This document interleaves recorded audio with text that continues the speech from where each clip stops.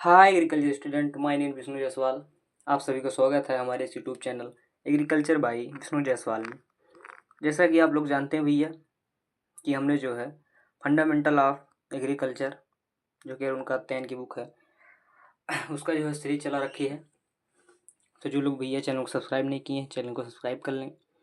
कल जो है भैया आपका हुआ था क्रॉप प्रोडक्शन तक। आज जो है आपका सीरियल वाइज क्रॉप चलेगी, जिसमें से आपको बताया था कि पहले चलेगी आपका सीरियल यानी कि अनाज। आज से शुरू हो रही है आपकी सभी क्रॉप। तो आप लोग भारी से भारी संख्या में जो है जुड़िए और अपना रिवीजन करिए। ठीक है, चलिए भैया शुरू करते हैं। आज की जो पहली क्रॉप है उसका नाम है चावल। चावल, ठीक है भैया। चावल का गुण सूत्र कितना होता है? 2n बराबर 24। 2n बराबर 24 होता है। ठीक है, कह रहा है कि भारत में चावल का उत्पादन ऋतु के अनुसार होता है, जिसे 3 वर्गों में रखा जाता है। यानी कि भारत में चावल का जो है उत्पादन ऋतु के अनुसार होता है। पहला है आपका अस, जिसको आप अटमन भी कहते हैं। अस या अटमन। अस क्या है? अस शब्द की उत्पत्ति संस्कृत शब्द आंसू से हुई है। अस शब्द की उत्पत्ति किससे हुई है? संस्कृत शब्द के आंसू से हुई है, जिसका मतलब होता है जल्दी या शीघ्र। इसका मतलब क्या होता है? जल्दी या शीघ्र, यानी कि जो जल्दी तैयार होती हो उसको अस में रखा गया। चावल की ऐसी प्रजाति जो पूर्व मानसून काल में उगाई जाती है, अस राइस कहलाती है। वह चूंकि इसकी कटाई अगस्त सितंबर महीने में होती है, तो इसे अंटमन राइस भी कहा जाता है। कहने का मतलब, या तो आप कह देंगे कि अगेती है। इसकी बुआई कटाई जो है अगस्त सितंबर में करते हैं। ठीक है, इसलिए इसको अंटमन राइस भी कहते हैं। ठीक है, आगे आपका अमन। अमन क्या है? अमन, जिसको आप खरीफ विंटर भी कहते हैं या फिर विंटर भी कहते हैं।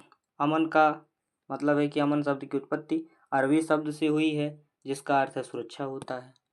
अमन शब्द फसल में स्थायित्व यानी कि अमन चयन को प्रदर्शित करता है। अमन शब्द अमन चयन को प्रदर्शित करता है।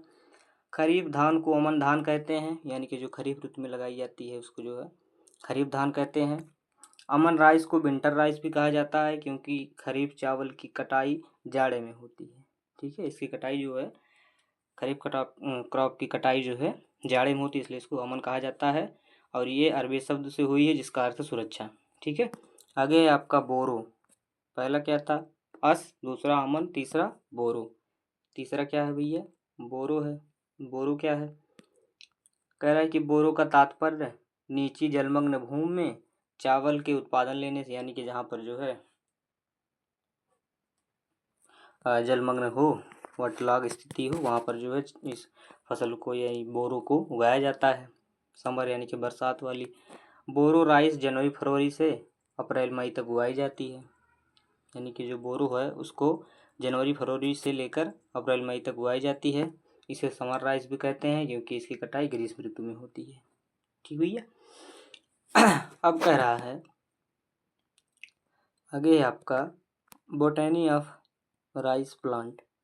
बॉटनी ऑफ राइस प्लांट कह रहा है कि ओराइजा जीनस में 24 स्पीसीज हैं, जिसमें सिर्फ दो ओराइजा सटाइवा तथा ओराइजा ग्लेबेरिमा।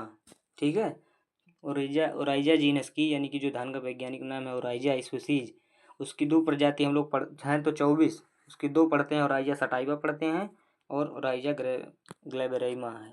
ओराइजा सटाइवा को भारत में लगाया जाता है, और जो ओराइजा ग्लेबेरिमा है इसको दक्षिण अफ्रीका में उगाया जाता है। ठीक भैया, ओराइजा ग्लेबेरिमा दक्षिण अफ्रीका में उगाया जाता है। कह रहा है कि प्रजाति के अनुसार ओराइजा सटाइवा के 3 प्रकार है। यानी कि जो आपका ओराइजा सटाइवा है 2n बराबर 24, जो इंडिया में उगाया जाता है, उसके जो है इंडिया में नहीं और देशों में उगाया जाता है, उसके जो है 3 प्रकार हैं। पहला आपका इंडियन राइस। क्या है?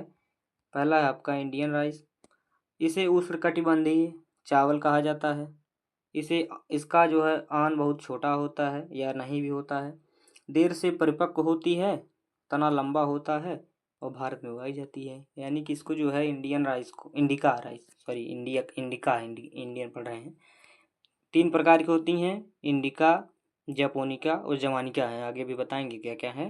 तो पहला आपका है इंडिका राइस। इसको जो है ट्रॉपिकल राइस भी कहा जाता है। ये जो है ऑन बहुत छोटा होता है इसका, या नहीं भी होता है, और देर से परिपक्व होती है तथा तना जो है लंबा होता है और भारत में उगाई जाती है इंडिका। ठीक है, इंडिका इंडिया में उगाई जाती है, ऐसे याद करना। ठीक भैया, आगे बढ़ते हैं। आगे कह रहा है जापोनिका।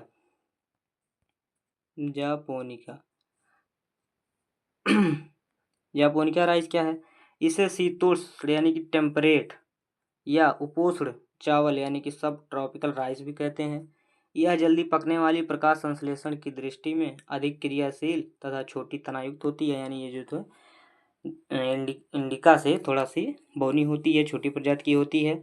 लॉजिंग यानी कि पौधे का गिरना इसमें जो है नहीं होता, क्योंकि जो है बौनी होती है, तो ये जो है लॉजिंग इसमें नहीं होगा। तथा नाइट्रोजन उर्वरक के लिए बहुत संवेदनशील होती है। इसे जापान में उगाया जाता है। ठीक है, जो इंडिका थी उसको भारत में उगाया जाता है, और जो जापोनिका है इसको कहाँ पर उगाया जाता है? जापान में उगाया जाता है। ठीक है, आगे आपका आगे है जवानिका। क्या है भैया? जवानिका क्या है? कह रहा है कि यह चावल की जंगली किस्म है जिसे इंडोनेशिया में उगाया जाता है। ठीक, जवानिका क्या है? चावल की जंगली किस्म जिसको कहाँ उगाया जाता है? इंडोनेशिया में। पहला आपका क्या था? और ये सटाइबे की 3 प्रजाति थी। पहला आपका था क्या?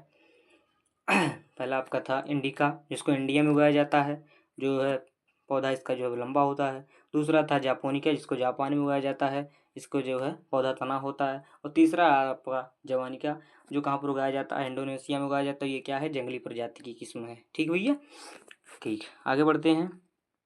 राइस इनफ्लोरेसेंस क्या है? राइस इनफ्लोरेसेंस यानी कि पुष्पक्रम को पेनिकल कहते हैं। धान के पुष्पक्रम को पेनिकल कहते हैं। ठीक है, अब कह रहा है कि लेमा तथा पेलिया दोनों मिलाकर हुल कहलाते हैं। यानी कि छिलका और दाना दोनों मिलाकर क्या कहलाता है? हुल कहलाता है। ठीक है, कह रहा है कि चावल का टेस्ट वेट 1000 दानों का वजन 25 ग्राम होता है। यानी कि 1000 दानों को आप लेंगे टेस्ट वेट में, तो इसका वजन कितना होगा? 25 ग्राम होगा। ठीक भैया, कह रहा है कि चावल स्वपरागित यानी कि सेल्फ पॉलिनेटेड क्रॉप है तथा निम्न दीप्तकाल यानी कि शॉर्ट डे प्लांट है। चावल क्या है? खरीफ क्रॉप है। इसको जो है यह सेल्फ पॉलिनेटेड और इसकी जो है यह शॉर्ट डे प्लांट है। ठीक भैया, याद कर लेना, सेल्फ पॉलिनेटेड है, शॉर्ट डे प्लांट है और खरीफ क्रॉप है। ठीक भैया, आगे कह रहा है कि एम्ब्रियो में प्लूमूल यानी कि प्रांकुर चोल या कोलियोपटाइल से ढका होता है, और रेडिकल कोलियोराइजा से प्लूमूल से सूट का विकास होता है, जबकि रेडिकल से जड़ का विकास होता है। यानी कि जो आपका प्लूमूल होता है, प्लूमूल से सूट का विकास होता है, यानी कि ऊपर के तने को, फूल पत्ती सबका विकास होता है। और जो रेडिकल होता है उसे किसका विकास होता है? उससे जो है रूट का विकास होता है, यानी कि जड़ का विकास होता है। ये है कोलियोराइजा क्या करता है? कोलियो प्लस राइजा। कोलियो मतलब कवर करता है, राइजा मैंने रूट को। कोलियो मतलब कवर करता है, राइजा मैंने रूट को। यानी कोलियोराइजा के द्वारा आपका जो है रूट कवर होता है, और प्लूमूल से जो है सूट कवर होता है या सूट का विकास होता है। ठीक है, आगे बढ़ते कह रहा है चावल के उत्पादन के लिए अनुकूलतम तापमान कितना अंश होना चाहिए? 30 से 32 अंश सेल्सियस होना चाहिए। चावल के उत्पादन के लिए कितना अंश सेल्सियस होना चाहिए? 32 अंश सेल्सियस होना चाहिए। अब आगे भैया हलिंग परसेंटेज क्या है? कह रहा है कि हलिंग परसेंटेज बराबर वेट ऑफ राइस ग्रेन यानी कि दानों का भार, वेट ऑफ पैडी ग्रेन, और जो है पूरे धानों का वजन गुणे 100 कर देंगे तो आपका हलिंग परसेंट से निकल जाएगा। और या फिर दूसरे के सूत्र इसका है वेट ऑफ हल्ड राइस बटे वेट ऑफ अनहल्ड राइस, यानी कि छिला हुआ दाना और छिला हुआ चावल और भूसी सहित चावल गुणे 100 कर देंगे तो आपका हलिंग परसेंट निकल जाएगा। या फिर कह रहा है कि weight of rice without husk यानी कि बिना छिलका के, और weight of rice with husk और छिलका के साथ गुणे 100 कर देंगे, आपका हलिंग प्रतिशत निकल जाएगा। चावल का हलिंग प्रतिशत जो है 70 से 75% होता है। हलिंग प्रतिशत मतलब समझते हैं कि जब मान लीजिए आप 100 किलो जो है यानी कि 1 कुंटल यदि आप धान कुटाते हैं तो उसमें से आपको केवल 70 से 75% जो है चावल निकलेगा, बाकी जो है 25 से 30% भूसी निकल जाएगी। यही ये हलिंग प्रतिशत होता है, यानी कि शुद्ध जो चावल निकलता हो 70 से 75 किलो निकलता है 1 कुंटल में। ठीक भैया। आगे आपका TN1। TN1 जिसको ताइचुंग नेटिव 1 कहते हैं, ताइचुंग नेटिव 1 कहते हैं, का विकास द्वितीय विश्व युद्ध के पश्चात ताइवान में किया गया। ये जो है ताइचुंग नेटिव जो है कहाँ की है, ये ताइवान की है, जो कि द्वितीय विश्व युद्ध के दौरान इसका विकास किया गया। ताइवान ताइचुंग नेटिव 1 जो है ये किसके क्रॉस से बनी है, तो डीजी ऊजुन से और गुड़े क्रॉस कराई गई है तसाई युंग चुंग से। जो TN1 जो वैरायटी है उसका जो है डीजी ऊजन लिया गया है, और क्रॉस किसका है, टसाई यंग चुंग धान की है। और डीजी ऊजन जो है डॉर्फ एंड नाइट्रोजन रिस्पॉन्सिव होती है, और जो तसाई है ये टाल ड्राउट रेजिस्टेंस होती है। ठीक भैया।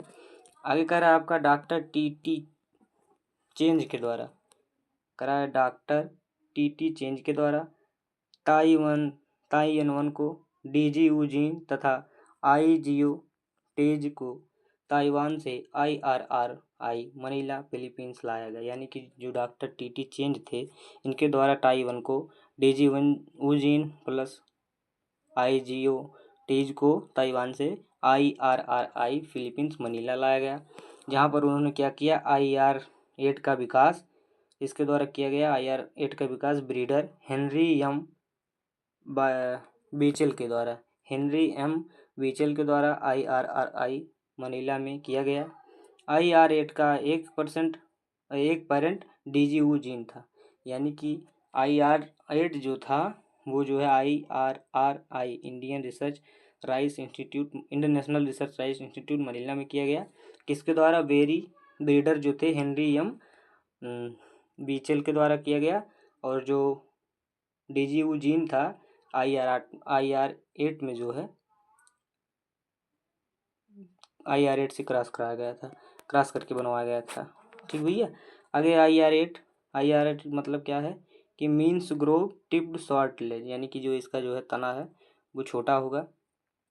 इसका क्रॉस किसके से, डीजी यूजीन से क्रॉस कराए थे IR8 के लिए, और पेटा जो कि इंडोनेशिया की वैरायटी थी इससे जो है IR8 को क्रॉस करा के बनाया गया था। डीजी यूजीन थी और पेटा जो कि इंडोनेशिया की थी उसके द्वारा क्रॉस करा के आपका IR8 बनाया गया। बनाने वाले साइंटिस्ट का नाम था हेनरी एम बीचेल के द्वारा, international rice research institute Philippines Manila में। ठीक भैया।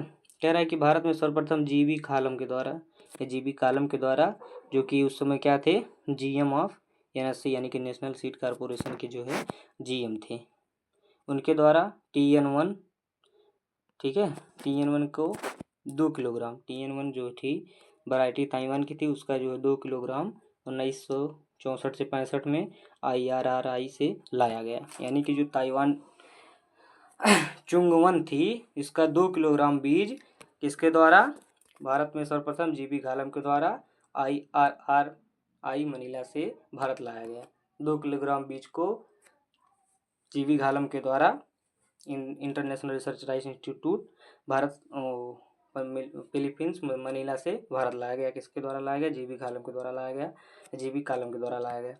ठीक है। कह रहा है कि बाद में 1966 में भारत में IR8 को प्रवेश मिला, जो TN1 की अपेक्षा अधिक सफल हुआ। जब जो है जीबी कालम के द्वारा ताइचुंग नेटिव 1 को जो है 2 किलोग्राम बीज 1964-65 में IRRI से लाया गया, तब जो है 1966 में इसको भारत में प्रवेश मिला और उगाया गया, जिसके बाद जो है ये सफल रहा। कौन, TN1 जो है 2 किलो बीज लाकर इसको जो है सफलपूर्वक उगाया गया। आगे क्या कह रहा है, आगे कह रहा है जया, आगे क्या है, आगे है भैया जया है। जया कह रहा है कि जया जो है वो TN1 जो कि ताइवान की थी और T141 जो कि इंडियन वैरायटी थी, इसके क्रॉस के द्वारा किसको बनाया गया, जया को बनाया गया। जया किसकी क्रॉस से बनाई गई, ताइवान 1 और जो है भारत की एक वैरायटी थी T141 दोनों का क्रॉस करा के जया बनाया गया। किसके द्वारा? डॉक्टर शास्त्री के द्वारा बनाया गया जया को। ठीक है। भारत के राइस प्रोग्राम के तहत प्रथम चावल प्रजाति के रूप में जया विकसित की गई। प्रथम चावल प्रजाति के रूप में क्या विकसित की गई? जया विकसित की गई। टीयर 1 तथा IR8 को टीयर 1 तथा IR8 की अपेक्षा उत्पादन के मामले में जया अधिक सफल हुई, इसलिए इसे भारत में जादुई धान यानी कि मिरेकल धान कहा जाता है। जया जो है, जया किसकी क्रॉस थी? टीयर 1 और जो इंडियन वैरायटी थी T141 की क्रॉस से बनाई गई। क्रॉस किसने करवाया था? डॉक्टर शास्त्री के द्वारा। इसके बाद ये जो है TN1 और IR8 दोनों की अपेक्षा अधिक उत्पादन दी, जिसके कारण इसको जो है भारत में जया को मिरेकल राइस या जादुई धान कहा गया। ठीक है। आगे आपका पद्मा। पद्मा है आपका, कह रहा है कि पद्मा क्या है? पद्मा यह जया के पेरेंट के विपरीत गुणोत्पाद है, यानी कि पद्मा जो है TN1 और T141 दोनों की क्रॉस से बनाई गई थी पद्मा। जया भी इसी से बनाई गई थी, लेकिन जो है पद्मा भी TN1 और T141 के क्रॉस से बनाई गई है। आगे आपका जगन्नाथ। जगन्नाथ क्या है भैया? जगन्नाथ यह T141 का म्यूटेंट प्रजाति है, यानी कि उत्परिवर्तित प्रजाति है T141। ठीक है। आगे कह रहा है डीप वाटर राइस वैरायटी, यानी कि जो गहरे पानी में रहने वाली या उगाई जाने वाली प्रजाति है, वो कौन कौन सी हैं? पहला आपका चकिया 59, मधुकर, जलमग्न, जलसूर्या, जलधिवन, जलध 2, ये कौन सी हैं? ये गहरे पानी यानी अत्यधिक पानी में उगाई जाने वाली प्रजाति हैं। ठीक भैया। आगे है स्कैंटेड राइस। स्कैंटेड राइस की कौन कौन सी प्रजाति हैं जो कम पानी में आसानी से ग्रो की जा सकती हैं, यानी कि जो है ऊपर उगाई जा सकती हैं? उसके लिए पहला साबरमती, बासमती 370, करनाल, लोकल और देहरादून बासमती, पूसा बासमती 1 और कस्तूरी। ये कैसी है? स्कैंटेड वैरायटी थी, स्कैंटेड राइस थी। ठीक भैया। आगे आपका non basmati superfine rice. Non basmati superfine rice क्या है? IR64 और आपका PR106, गौरव, पंजाब नंबर 1। ये कौन थी? ये बासमती नहीं थी, नॉन बासमती थी। ठीक है। बासमती में आपका जो बासमती है पूसा बासमती 1 है, कस्तूरी, ये सब जो है बासमती की प्रजाति हैं। और जो नॉन बासमती थी वो IR64 और PR106, गौरव, पंजाब नंबर 1 थी। ठीक भैया। आगे कह रहा है कि हाईएस्ट प्रोडक्टिविटी ऑफ राइस, जो उत्पादकता सबसे ज़्यादा कहाँ पे हुआ था? जापान में हुआ था। 58 कुंटल प्रति हेक्टेयर हुआ था। भारत में चावल की औसत उत्पादन मात्रा 20 कुंटल प्रति हेक्टेयर है। ठीक है। लेकिन भैया ये करंट डाटा के अनुसार जो है अब बदल गई है। आगे कह रहा है कि मैक्स राइस एक्सपोर्टर, यानी कि सबसे ज़्यादा जो है राइस का एक्सपोर्ट कौन करता है? तो भारत करता है। 2015 में कितना % किया था? कितने मिलियन टन? 10.3 मिलियन टन 2015 में जो है एक्सपोर्ट किया था। आगे कह रहा है थाईलैंड है, जो कि 9.8 मिलियन टन जो है 2015 में 9.8 मिलियन टन जो है मैक्सिमम राइस जो है एक्सपोर्ट किया था। ठीक है। 2015 में भारत कितना? 10.23 मिलियन टन जो है राइस एक्सपोर्ट किया था, और थाईलैंड 2015 में 9.8 मिलियन टन जो है राइस को एक्सपोर्ट किया था। ठीक है। आगे भैया बीट कंट्रोल है। बीट कंट्रोल में आपका पहला है प्रोपेनिल या स्टेम F35। इसका मार्केट नेम क्या है? स्टेम F35 है, जिसको प्रोपेनिल कहते हैं।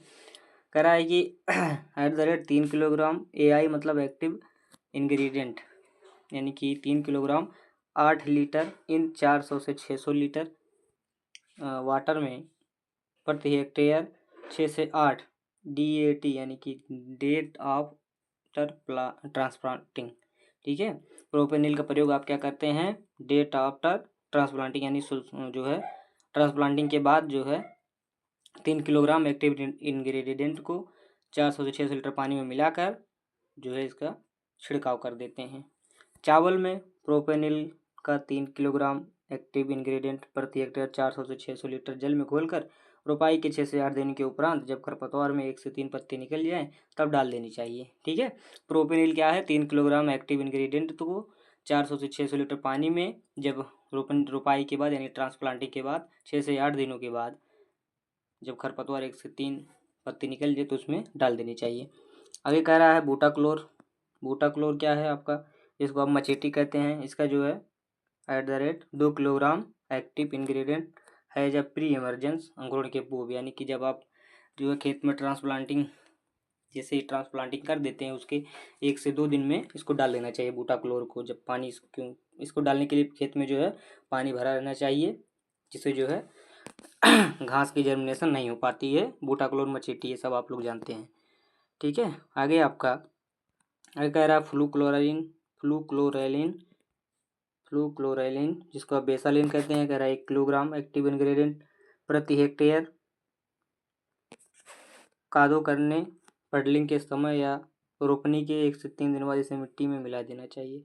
यानी कि बूटाक्लोर की तरह ये भी है फ्लूक्लोरैलिन या बेसालिन। इसको जो है पडलिंग यानी कि रोपनी करने के बाद ट्रांसप्लांटिंग करने के बाद 1 से 3 दिन बाद इसे मिट्टी में अवश्य मिला देना चाहिए, ठीक है।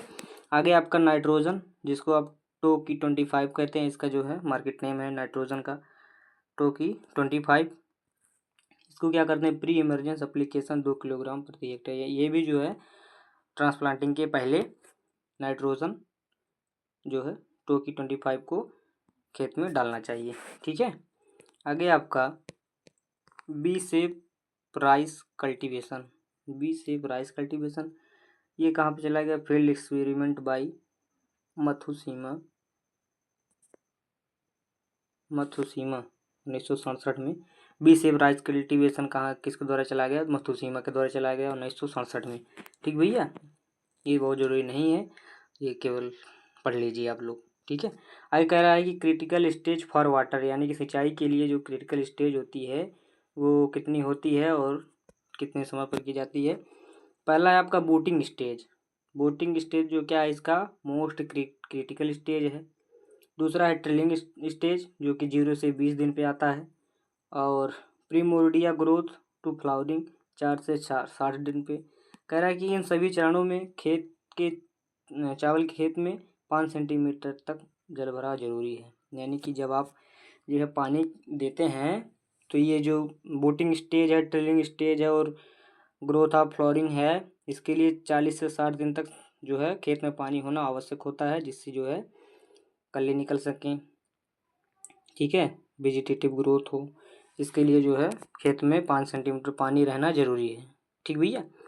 आगे आपका हाइब्रिड राइस क्या है, हाइब्रिड राइस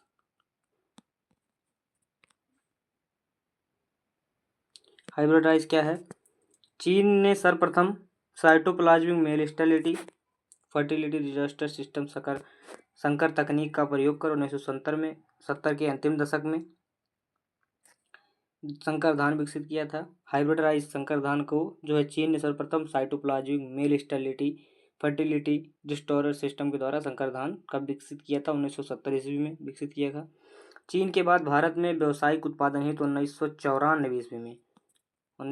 ईस्वी में 5 संकर किस्मों का पहला सेट वितरित किया गया, जिसमें 4 किस्में जैसे कि APRH1, APRH2, KRH1 और MGR1, ये जो 4 जो है आपकी संकर किस्म थी, पहला APRH1, दूसरा APRH2, तीसरा KRH1 और MGR1, ये 4 जो है 1994 में विकसित की गई। आंध्र प्रदेश, कर्नाटक, तमिलनाडु और राज्य द्वारा निर्मित किया गया। जो ये चारों वैरायटी थी वो आंध्र प्रदेश से, कर्नाटक से और तमिलनाडु द्वारा बनाई गई थी। 2 वर्ष बाद कह रहा है कि 2 वर्ष बाद 3 संकर कह रहा है कि 2 वर्ष बाद 3 संकर किस्में CNRH1, KRH3, DRRH1 क्रमशः पश्चिम बंगाल से, यानी कि CNRH1 जो पश्चिम बंगाल से थी, KRH आंध्र प्रदेश द्वारा निर्मित की गई, ठीक है। तथा PHB 71 यही एकमात्र संकर किस्म जो निजी संस्था द्वारा विकसित किया गया था।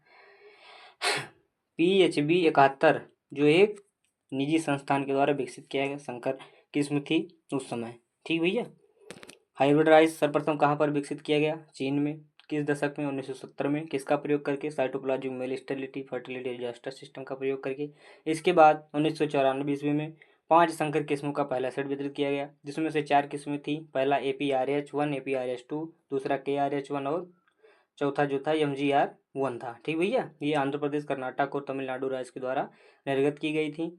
और इसके बाद PHB 71 जो थी वो निजी संस्थान द्वारा विकसित संकर किस्म है। ठीक भैया, आगे आपका दे रहा है कि डेपोग मेथड।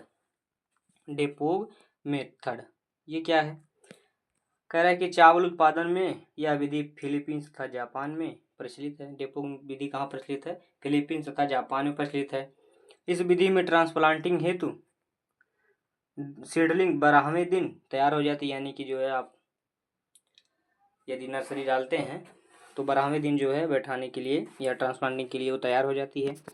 नर्सरी में अंकुरित बीज को लकड़ी की तख्त पर कंक्रीट या की सतह या पॉलीथीन सेट से ढके बीज सैया पर 1.5 किलोग्राम प्रति मीटर स्क्वायर या टेस्ट बेस्ट के 5 गुना अधिक बीज प्रति वर्ग मीटर की दूर से फैलाया जाता है। 1 वर्ग मीटर से प्राप्त पौधा 200 वर्ग मीटर खेत की बुआई के लिए पर्याप्त होता है। इसमें अन्य विधि की अपेक्षा 2 से 5 गुना अधिक बीज दर लगता है।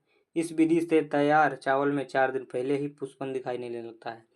यानी कि डेपोग विधि आपको सीधा सीधा याद रखना है कि जो डेपोग विधि है उसको जो है हम 12 दिन में ट्रांसप्लांटिंग के लिए तैयार कर देते हैं। और प्रति हेक्टेयर इसके लिए लगभग 25 से 30 मीटर स्क्वायर की आवश्यकता होती है, स्थान की आवश्यकता होती है। इसके लिए हम क्या करते हैं? इसके लिए हम जो है नर्सरी में कंक्रीट पर, सतह पर या फिर पॉलीथीन पर जो है इसको उगा सकते हैं। ठीक भैया, डेपोग मेथड में। या कहाँ प्रचलित है? फिलीपींस और जापान में प्रचलित है, भारत में प्रचलित नहीं है। ठीक है, आगे आपका ट्रांसप्लांटिंग। ट्रांसप्लांटिंग क्या है? रोपाई के लिए चावल का पौधा उचित समय पर जब वह 4 पंक्तियां युक्त हो जाए, तो वैसे 4 पंक्तियों की जगह 3 पंक्तियां भी हो सकती हैं, लेकिन किसी भी हालत में 5 पंक्तियां युक्त नहीं होनी चाहिए। यानी कि ट्रांसप्लांटिंग यदि आप कर रहे हैं तो 3 से 4 हों, लेकिन 4 से 5 नहीं होने चाहिए। तब जो है आपको ट्रांसप्लांटिंग कर देनी चाहिए। 3 से 4 युक्त पौधों की ट्रांसप्लांटिंग कर देनी चाहिए। अतः खरीफ में 20 से 30 दिन में पौधे, यानी कि 20 गुणे 15 सेंटीमीटर पर, तथा रबी में 30 से 35 दिन के पौधे 15 गुणे 15 सेंटीमीटर पर रोपाई की जाती है। यानी कि जो ट्रांसप्लांटिंग की जाती है वो 3 से 4 पत्ती होनी चाहिए, 4 से अधिक नहीं होना चाहिए। और जो आपका खरीफ में उगाई जाती है उसके लिए 20 से 30 दिन के पौधे के लिए जो स्पेसिंग है 20 गुणे 15 रखनी चाहिए। और जो 30 से 35 दिन के लिए किया जाता है वो 15 गुणे 15 सेंटीमीटर रबी क्रॉप के लिए रखी जाती है, ट्रांसप्लांटिंग के लिए स्पेसिंग। ठीक भैया, तो आशा करते हैं यहाँ तक जो है आप लोगों को समझ में आया होगा। ये आपकी जो है धान कंप्लीट हुई। एक बार हम जो है एक पूरी सेशन करा देंगे जिसमें आपको सीरियल समझा दिया जाएगा। ठीक है, धान, गेहूँ, मक्का ये सब इसमें जो है जो जो दिया है भैया हम वो बता दिए हैं। ठीक है, आगे जो नेक्स्ट क्रॉप आपकी गेहूँ है वो भैया नेक्स्ट वीडियो में आपको बताएंगे। ठीक है, तब तक के लिए आप लोगों को भैया धन्यवाद।